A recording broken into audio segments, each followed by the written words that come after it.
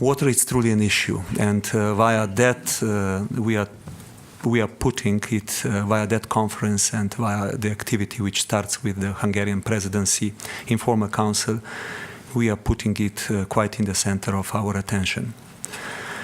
I will have tomorrow ideal possibility to actually do something which I think it's currently still either not clearly present or missing. That's to try to show how much water is truly connected and integrated via other policies. Whichever you would choose, agriculture is something which is probably the most obvious. Then if you talk about transport, if you talk about energy, if you talk about other issues, or if you talk about some other policies which we have in the community, for example, research also, it's so we need to look at the issue of the water not only through the directives which we are agreeing inside the environmental pillar, but we have to look through the activities which are in any way using water, either polluting water, because water is certainly a scarce resource.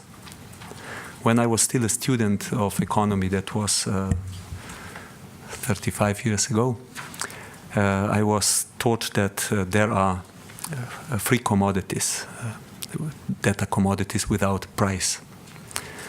And air and water were mentioned at that time. Water has gone from that menu.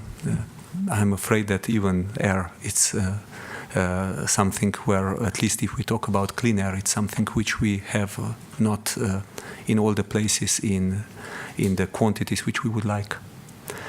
But anyway, I think that the conference which is happening in the country, which is sharing waters with 7 neighboring countries and being upstream and downstream country at the same time, is clearly also showing why European presence is so important when we deal with these questions. So tomorrow I will, for the first time, also announce what are our thoughts about the blueprint of water blueprint, which we intend to work on next year. So we will present it next year. But in a way, we are already working for quite some time on that. We have just passed 22nd of March, which is a World Water Day. And I think this is also a good match because public awareness of the water issues, I think it's one of the important parts. So, of course, if you would like, I can share it with you later on, also some of the ideas which will be present in the blueprint for waters, because that's obviously an intention which I want to do tomorrow. You can ask whatever you wish from financial perspective, resource efficiency, waste, or other questions which are connected. I can try to, as I said, to help you also with some answers also from other areas. So since we don't have so much time, the floor is yours. Please. Commissioner, is the blueprint part of like one of the... Hello? Annick Stein, Europolitik Brussels. Yes. Is the blueprint part or like one of these initiatives that should be issued after the communication on use of resources? No, but water efficiency roadmap and it's will certainly include also the questions which are related with the water resource efficiency. But in the context of the water blueprint, we intend to go a bit further. So the whole idea with the water efficiency, if I go with the water blueprint, it's if I go fast, we would like to identify 3 replies. Firstly, it's what Firstly, it is what we will treat water, how we will treat water as a resource, which of course it's closely connected to the question which you asked. Secondly, it's reinforce the integration of water concerns into other policies. And the third will be look at new drivers like land use and climate change, which are of course also very closely connected to that. Then will be the questions of better implementation of the existing water legislation, where again you know that we have some problems. We are already assessing 170 river basin plans we have received from the member states, which is quite complex work.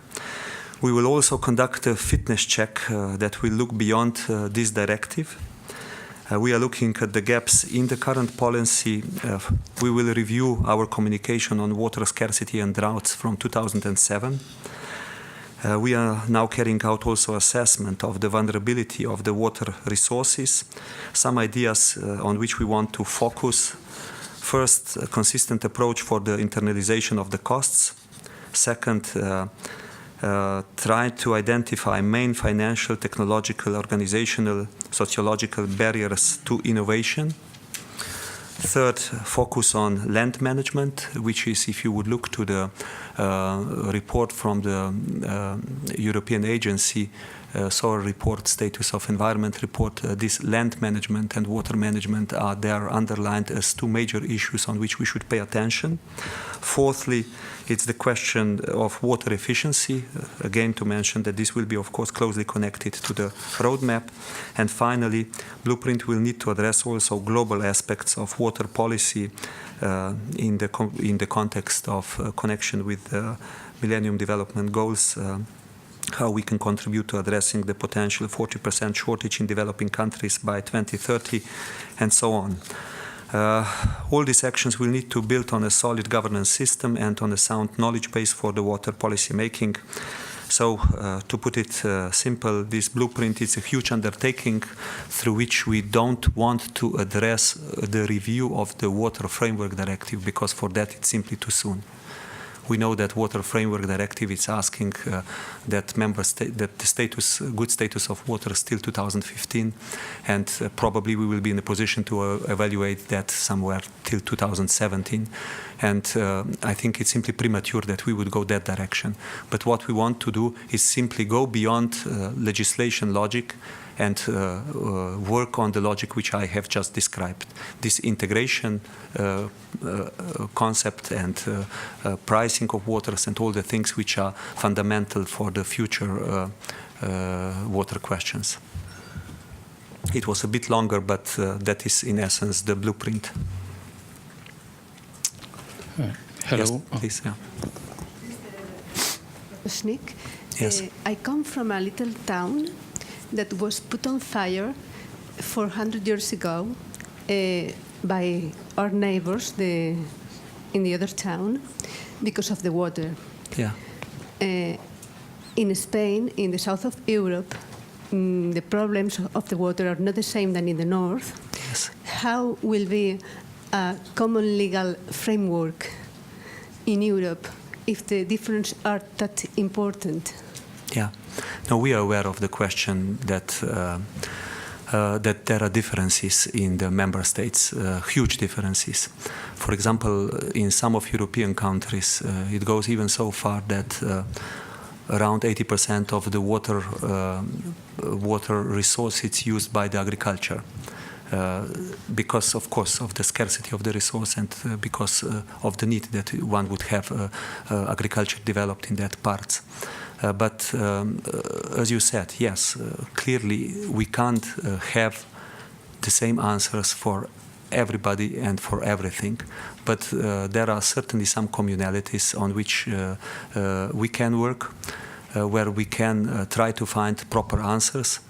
Of course, we have, on one hand, the floods directive we are now discussing, and this would be very much also inside this blueprint, questions which are connected with water scarcity and the droughts. And you can expect that we will try to provide as much as good knowledge base on the basis of which we can do some common conclusions. But certainly we don't want to at all ignore the fact that member states and regions are different and that the problems do differ.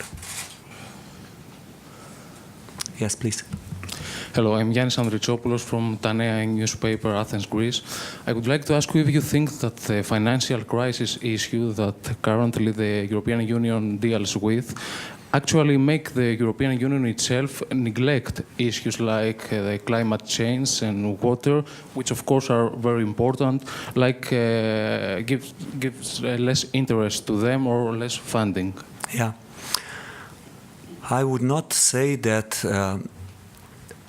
this economic and financial crisis is not putting more pressure on us who want to protect the interests of environment, climate change, and the other, and that we have to give good and clear examples of why this is still important. I think it's of fundamental importance that we understand in which world we live today and what are our options for the future. I'm very much in accordance with that we discuss about how to stimulate growth and jobs. You know that if you are coming from Greece, how serious question is that in Greece. But when we discuss that, I think we have fundamentally ideal opportunity that at the same time we do not discuss only how many, what, but also what type of jobs we would like to create. So not only the quantity of growth, but also the quality of growth. None of the jobs in the economic financial crisis was lost because of the pressure of the standards of environment. None. But I think we have to be aware that we are living in society when some of the things are can simply not continue. The 20th century was, according to the United Nations Environmental Program data, UNEP data, determined by 4 times growth of population, 40 times growth of output, 35 times growth of fish catch, 9 times growth of water consumption, 17 times growth of CO2 emissions. If I remember well, 16 times growth of energy consumption. So these are the facts. And if we add to that the population will from the current 6.9 grow according to estimates to 9 till 2050. If we add to that a lot of countries globally which have a lot of population are somehow grabbing out of the poverty, so that a lot of people are going from a low class consumption to a middle class, like in China, in Brazil, in India, and thank God this is happening. But certainly this is giving us a clear indication where we go. So I think if we draw the line under that, I think the clear line is we simply can't continue like that. So we have to ask ourselves how we have to change our behavior when we talk about production and when we talk about consumption. The real question which I have to answer in that respect is, of course, how this greening of our life could contribute to the future growth and jobs. And if you would just look to the crisis years, I think that exactly these sectors were the only one which were really growing. And if you would look to the, or if you would talk to the companies which think a bit long term, which don't think only of today and tomorrow, they are all basing their development strategies on global megatrends. And the center megatrend is sustainability. So you can't ignore that anymore. Even whatever you do, and if you look a bit more long term, this is the crucial point. So first, we don't have option, And second, this is really the best opportunity if we understand that we don't know option for the future growth, because we have to change our structures and accommodate to the changing world. In one sentence, we have become a big global interconnected village where each one depends on each one, and our responsibility has increased individually and also globally. Commissioner Odile Harvey from Le Courrier de l'Europe and other online medias. There is an emerging debate at the European Parliament and in other arenas of the civil society about water services being run by public services or state services or by private company. Yeah. What is the present view of the Commission on this issue? Thank you very much. The present view of the Commission is that we are pretty neutral concerning that question. We believe that either private or public company can run it, of course, if this is fulfilling the basic things which are part of the treaty, that the public service of the water should be fulfilled. Vanya Walker-Lee from the Malta Business Weekly. You were recently at the Governing Council of UNEP in Nairobi, where the Green Economy report was presented. What is your reasonable expectation from the Rio Plus 12 conference? What will Europe's input be to that? Yeah. Rio Plus 12 is coming fast, so it's next year, and what we are doing in the Commission, it's in our directorate, we are preparing an input from the Commission, which would be ready, I think, in June this year. And on the basis of that paper, we would like to start then discussions inside the House, but of course also outside the House. So we would like to address all two major issues which are there on the agenda, and truly, as you said it, it's pretty important and tough agenda. The first question is green economy in relation to the poverty eradication. So how this green economy, how is green economy defined, and in which way it's actually connected to the poverty eradication. From the debate which I have been listening carefully down there in Nairobi, one of the questions which we will certainly have to address is the fear which is existing in some developing countries that this is a kind of new way of protectionism coming from the developed part of the world, which I think it's simply wrong. It's our approach and our logic. It's very much based on the story which I explained before, because we think that we simply have no option and that we have collectively, globally, do our best that we shift our patterns of consumption and production. I even believe that the countries which are on the lower level of development still have the chance not to repeat some of the mistakes which we have done in the developed part of the world. So in a way, sometimes the task is even more difficult for us because we have to change the structures. And changing the structures means that you have to remove something and build something new. While if you build the structures, you sometimes have to start from the scratch, and that's easier. So I think it's so important that some mistakes which we have learned from our own development would not be repeated. And green growth and green economy, green growth, it's exactly that. It's not only about green sectors of growth. It's about logically how to green the whole span of the territory, how to introduce the right incentives into the system. If you wish, the whole European policy, now I will be simplifying, but just that you would easier understand some of the stories. A lot of European legislation was prepared on the basis of fact that our natural development following interests and incentives would drive us into direction where some things go too far. Either water was too polluted, either air was too polluted, either there was scarcity of some resource or so on. And when we have noticed that, of course, we have started with introducing regulation. This started then to drive us back. Of course, this is pretty painful process, because when you are already stuck in some kind of a structure, then there are interests, and when you have to go back, you have to fight that interest, and it's always difficult then to go. It's difficult to go back into the right direction. So I think it's so important that we integrate the right incentives at the right moment to the right place.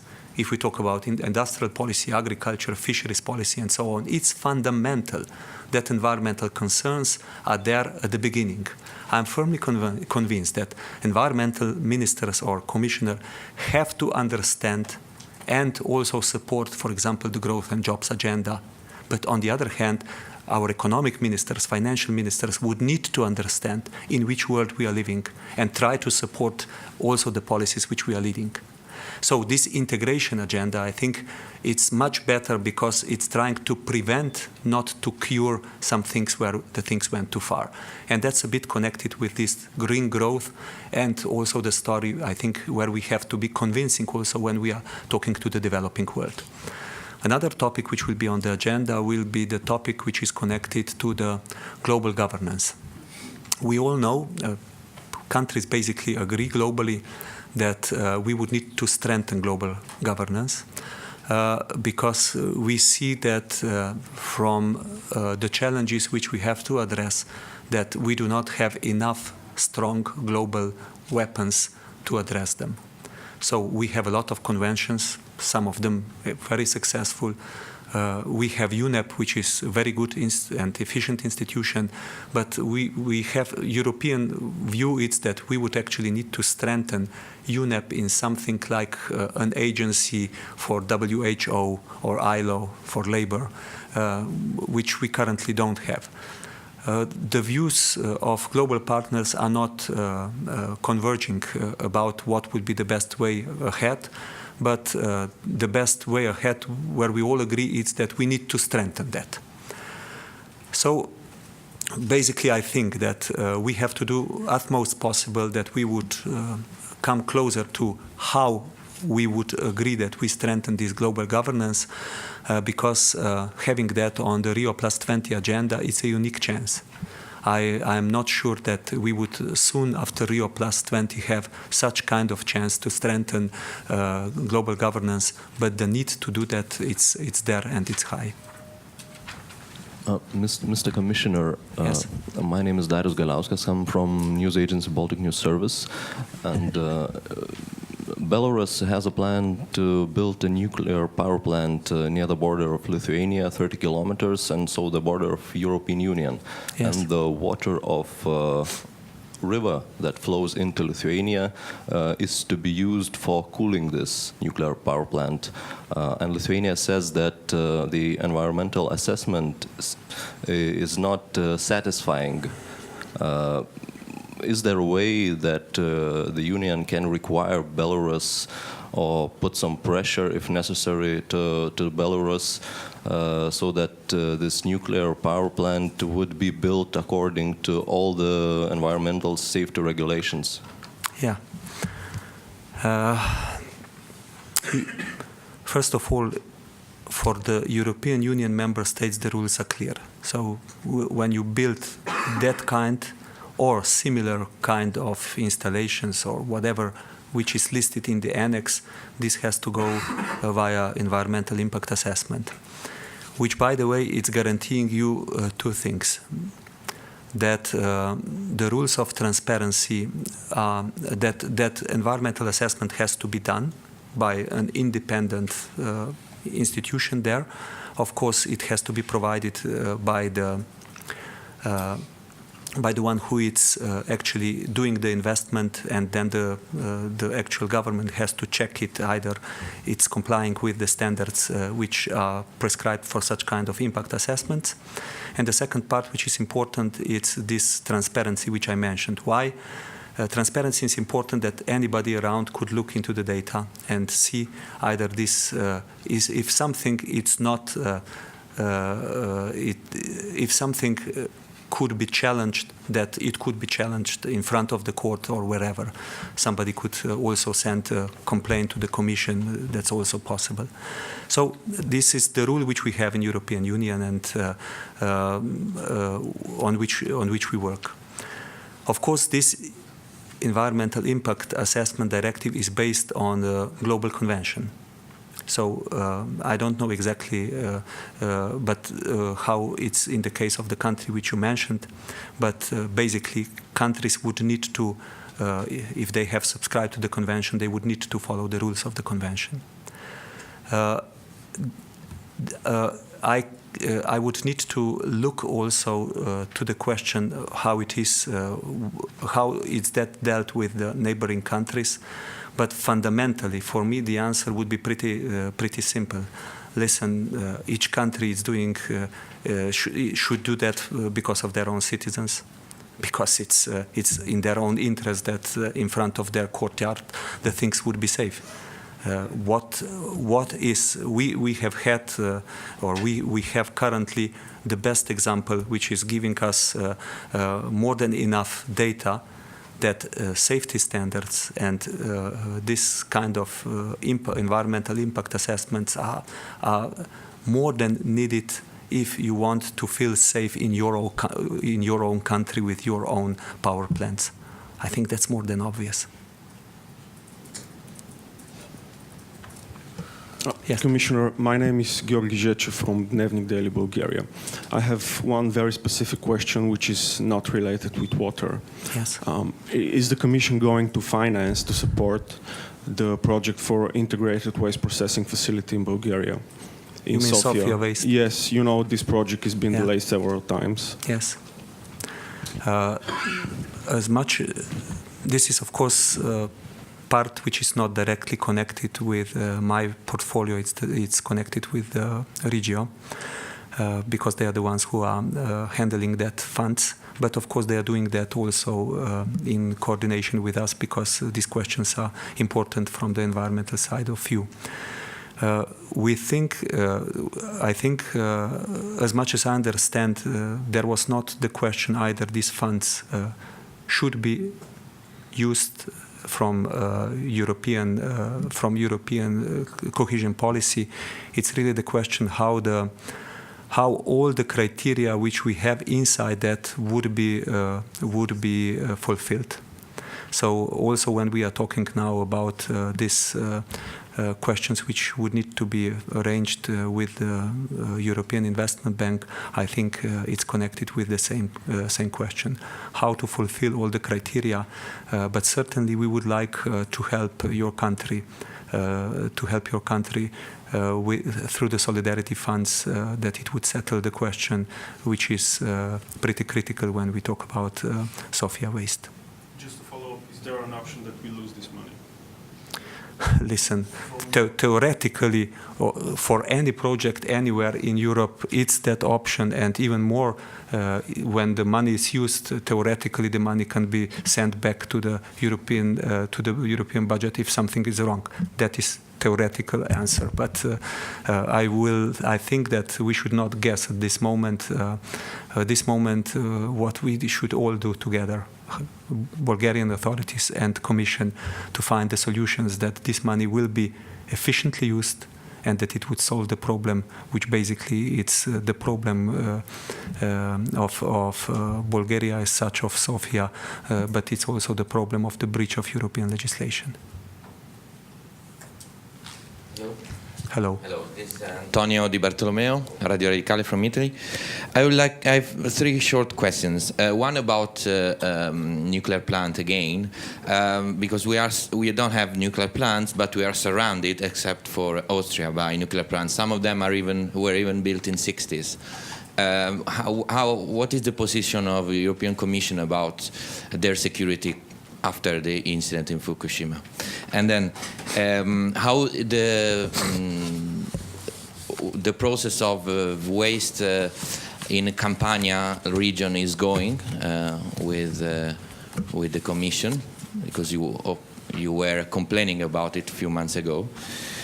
And the third one, connected to the water in plastic bottles.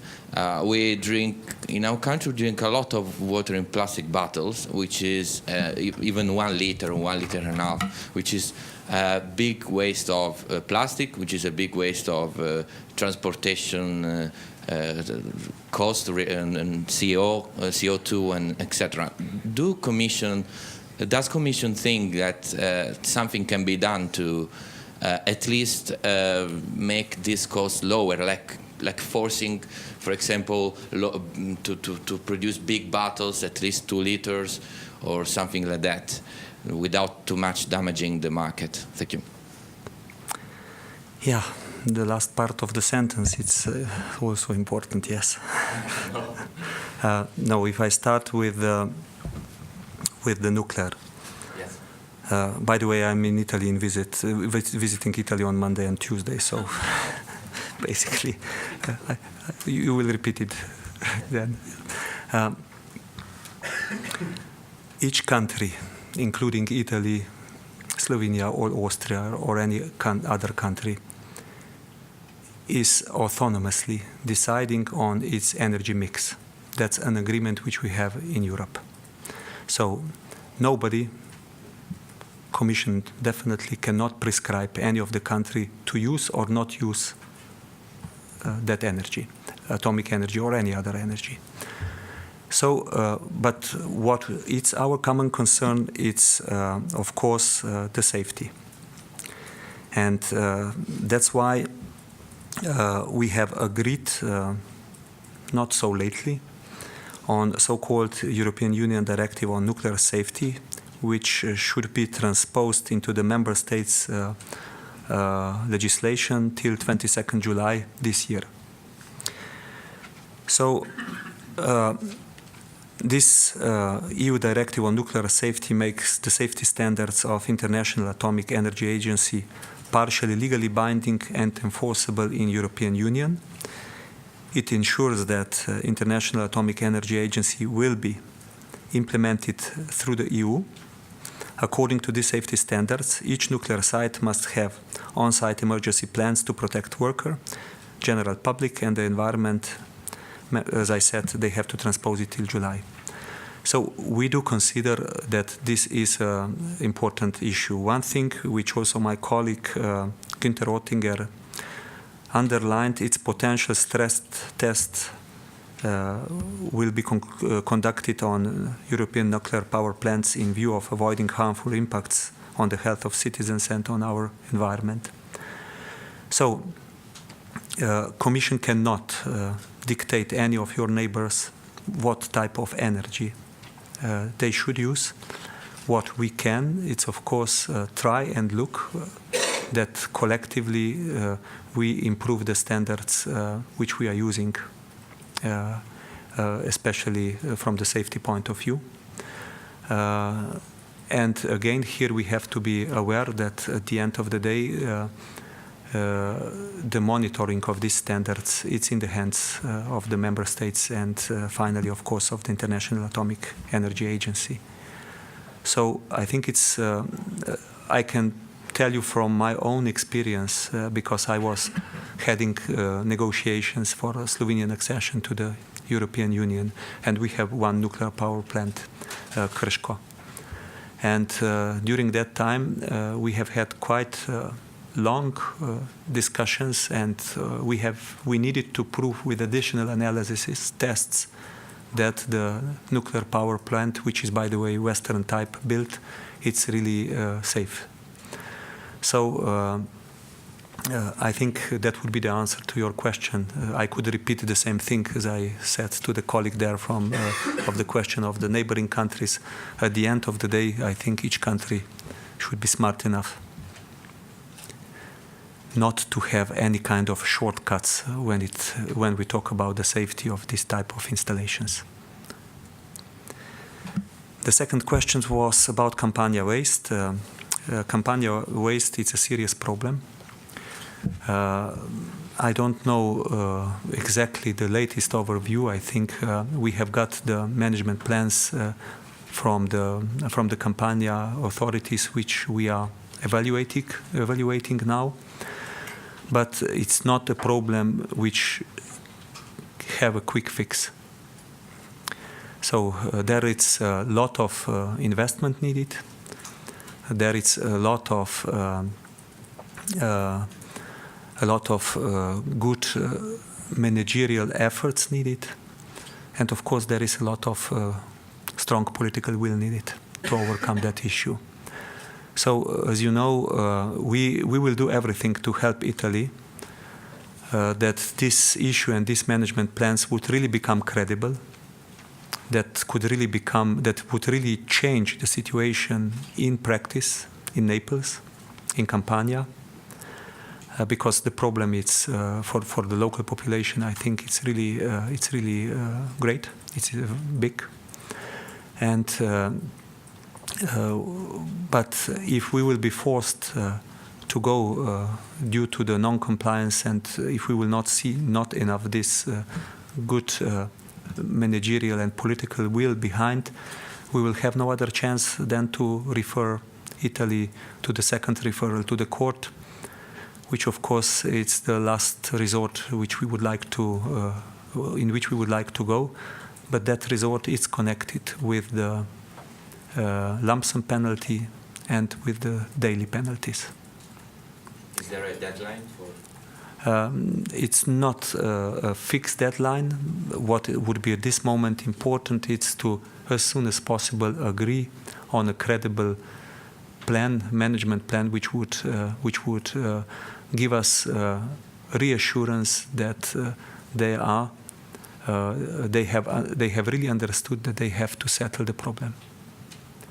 Of course, we do not expect, nobody can expect that this would be settled in a very short period of time. But what we can expect is that after so many years, somebody will deal with that problem in a way that citizens there will be reassured that finally this problem will be solved. Plastic bottles and water.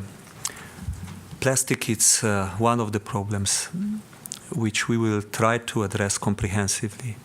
On the last Environmental Council, we have discussed issues which are connected with the plastic bags issue, but broadly with all the plastic, which is becoming really a serious environmental issue, especially when it comes to the marine environment. So you have marine litter, or you have so-called plastic soup phenomena.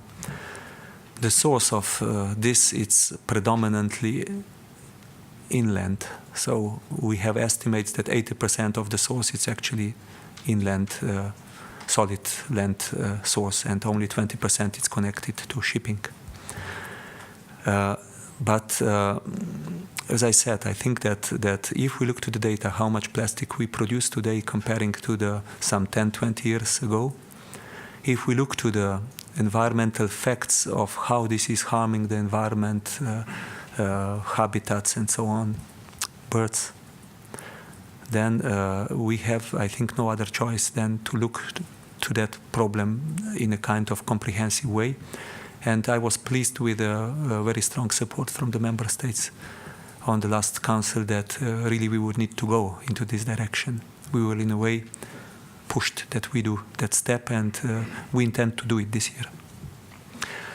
Concerning the specific question of the bottles, I think you rightly mentioned that with all these issues, one question where we have to be precise, it's of course the question of the health and safetiness. Either the bottles and so on are safety, and we have I think from that point of view, we have of course specific institutions which are checking that properly, and only on that basis, of course, that type in the connection with water can be used. But if you ask about how to address these issues of smaller, bigger bottles, I think, as you pointed it rightly, we have to be a bit careful with this, and I think I would prefer to have a bit more deeper analysis to answer that, because at the end of the day, if you have 2-liter bottle of water and you leave there 1.5 liters instead of drinking half of the liter, and next day you doubt if this water is still drinkable because you know this is not this is still water. It's so-called, they call it live or not live. So, and in that respect, you really don't do the real efficiency gain. So I think it's water in bottles. It's our fact of life. But if you ask me, I drink as much as possible water from the tap. Do we have time for one last question? Yeah, but one last. I see many hands for one last question. This is Kostas Geropoulos from New Europe newspaper. Commissioner, I mean, given that the 2050 strategy and reducing CO2 emissions, that nuclear now is going to probably play a smaller part in the whole energy mix because of the skepticism, and also that, you know, carbon capture is still in an experimental stage. That leaves renewables will still have, you know, some of the, you know, biofuels are questionable. Do you think it's the target is still efficient, and or you think that they may be having to reduce the standard renewables? Yeah, no, in general for the energy mix to to cut the CO2 emissions. Given that nuclear is going to play a smaller role, carbon capture is not. Listen, the target it's not. The target is set there from different logic. It's set there from the logic that we would like to hold our warming of the whole globe, and if we don't want to overshoot 2% degree, or if we even try to do better, because 2% it's already, as we all know, on the limit, we simply do not have a lot of options. So we have to go. I think so. I would not question at all the target, but I would agree with you that probably the events which are happening would have some consequences on the policies and also some consequences on the energy mix in the future. My personal preferable option would be, of course, strengthen our commitment to renewables, invest more, try to find better technological solutions. I still do remember from the time when I was Science and Research Commissioner, then in fact investment in energy research in Europe in the 70s, 80s of the previous century was much higher than it is actually today, because this was after the oil crisis. Then we have lived in a kind of illusion of fossil fuels and not really investing enough to solutions which would be environmentally friendly.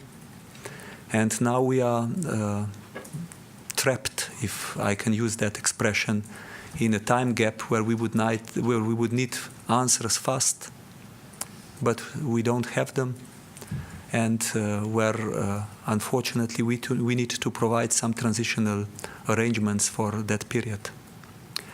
But as I said, my preferred option would be strengthen our activity into direction of renewables, but everything that at the end of the day should also be connected with the question of cost and how could this be brought to life. Okay, I'm a bit getting out of my machinery, but thanks for coming, and thanks for being carefully listening audience. Thank you. Thank you.